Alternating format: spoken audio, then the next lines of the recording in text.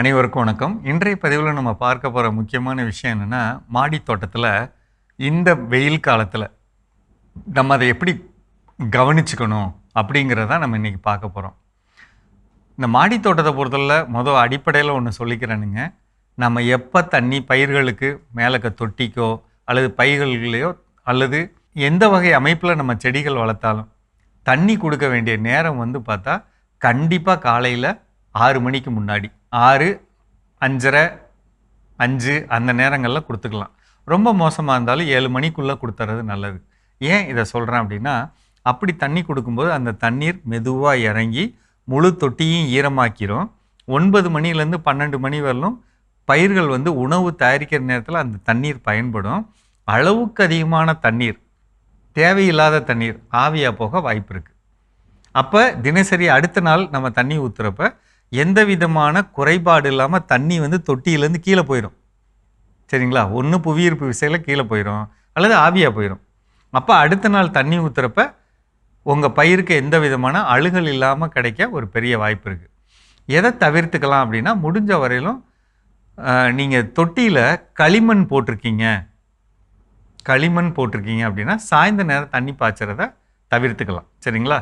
அதே நேரத்தில் செம்மண் போட்டு, சாணம் போட்டு, தென்னை நார் கழிவு போட்டு கலந்து நான் மண் கலவை தயார் பண்ணி வச்சுருக்கேன் அப்படின்னா, நீங்கள் ரொம்ப என்னால் முடியல அப்படிங்கிறப்ப சாயந்தரம் தண்ணி பாய்ச்சிக்கலாம். பட் சாயந்தரம் தண்ணி பாய்ச்சிறப்ப எப்படி பாய்ச்சணும்னா, நமக்கு தொட்டிக்கு இவ்வளோ தண்ணி கொடுத்தா போதும்னு உங்கள் மனசு என்ன சொல்லுதோ அந்த அளவு பாய்ச்சினா போதும். அளவுக்கு மீறி தண்ணி பாய்ச்சக்கூடாதுங்க. இந்த கோடை காலத்தில் ரொம்ப எளிமையாக அழுகல் நோய் வரும். அதனால் தயவுசெய்து அதிகமான தண்ணி பாய்ச்சக்கூடாது. நம்ம என்ன நினைப்போம்னா, எப்படிப்பட்ட மண்ணிலையும் தண்ணி பாய்ச்சினா ஒரு 11 மணி 12 மணிக்கு பார்த்தா வெயில் வெடித்து காட்டும், மண் வெடித்து காட்டும். அப்போ வெடிக்கிறப்ப நீங்கள் என்ன நினச்சிக்குவீங்க, தண்ணி இல்லையோ அப்படின்னு நீங்கள் நினச்சிக்குவீங்க. ஆனால் பூமியில் தண்ணி இருக்கும். தேவையில்லாமல் தண்ணி கொடுக்குறப்ப நமக்கு விளைச்சலை கெடுத்துருவோம். அதனால் தண்ணி கொடுக்குற கவனமாக வச்சுக்கோங்க.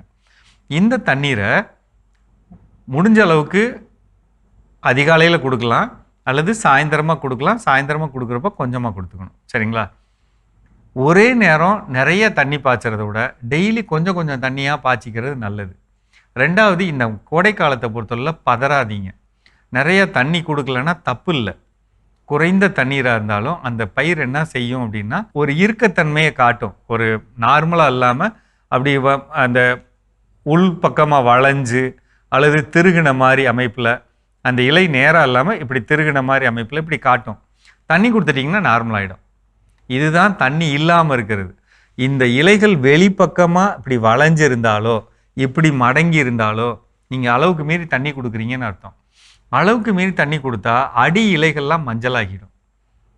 அந்த மஞ்சளாகிறதுக்கு காரணம் என்னென்னா, மண்ணில் இருக்கக்கூடிய எளிதில் கரையக்கூடிய தழைச்சத்து, சாம்பல் சத்து ரெண்டும் பூமியில் அவரோட வேருக்கு கீழே போயிடுச்சு, உங்கள் தொட்டியை விட்டு வெளியே போயிடுச்சு அப்படிங்கிறப்ப அடி இலை மஞ்சளாகும். அதுக்கு காரணம் என்ன? அளவுக்கு அதிகமாக தண்ணி கொடுக்கறது. அதுக்கு தான் சொல்கிறேங்க, பொதுவான ஈரம் கொடுத்தா போதும். சரிங்களா? மற்றபடி வேறு ஒன்றும் தேவையில்லை. இன்னும் ஒரு சில நேரம் என்ன பண்ணலாம்னா, இந்த கோடை காலத்தை பொறுத்தவரை April, May, June, July, August, September, October, November மாதம் வரையிலும் தெளிப்புக்கு கொஞ்சம் முக்கியத்துவம் கொடுங்க. நிறைய பயிர்கள் என்ன செய்யும்னா, தரையிலேருந்து தண்ணி எடுக்கிறத விட தெளித்து கொடுக்குற தண்ணியை எடுத்துக்கும். ஏன்னா அந்த இலைகளில் ஒரு ஈரப்பதம் கிடச்சிரும். அந்த ஈரப்பதம் மேலே இருக்கக்கூடிய காற்றில் வரக்கூடிய தூசியை தள்ளி விட ஒரு பெரிய வாய்ப்பாக இருக்கும். புதுசாக சூரிய ஒளி மேலே படும். அந்த ஓட்டைகள்லாம் சூரிய ஒளியில் படுறப்ப புதிதாக அதுக்கு வேணுங்கிற சக்தி கிடச்சி நல்ல இலைகள் பெருக்கம் உண்டாக வாய்ப்பு இருக்கும். அதனால் பொதுவாக இந்த கோடை காலத்தை பொறுத்தவரை தண்ணீரை தெளிச்சுக்கணும். அதுவும் எப்படி தெளிக்கணும்னா, இலையோட பின்பக்கத்தில் படுற மாதிரி சுருன்னு அடித்து விட்டோம்னா இதுக்கு பின்னாடி நிறைய பூச்சிகள் இருக்குங்க. சும்மா ஒரு இலை சரியில்லைன்னா திருப்பி பாருங்களேன், இங்கே மஞ்சளாக, பச்சையா, வெள்ளையா அப்படிலாம் பூச்சி இருக்கும். அதுக்காக தான் நான் அடிக்க சொல்கிறேன். அடிச்சிங்கனாலே இது பறந்துடும். சரிங்களா? இந்த கவனத்தை வச்சுக்கோங்க. இந்த கோடை காலத்தில் நீங்கள் கவனிக்க வேண்டிய ரொம்ப ரொம்ப முக்கியமான செய்தி இது. மீண்டும் சந்திப்போம்.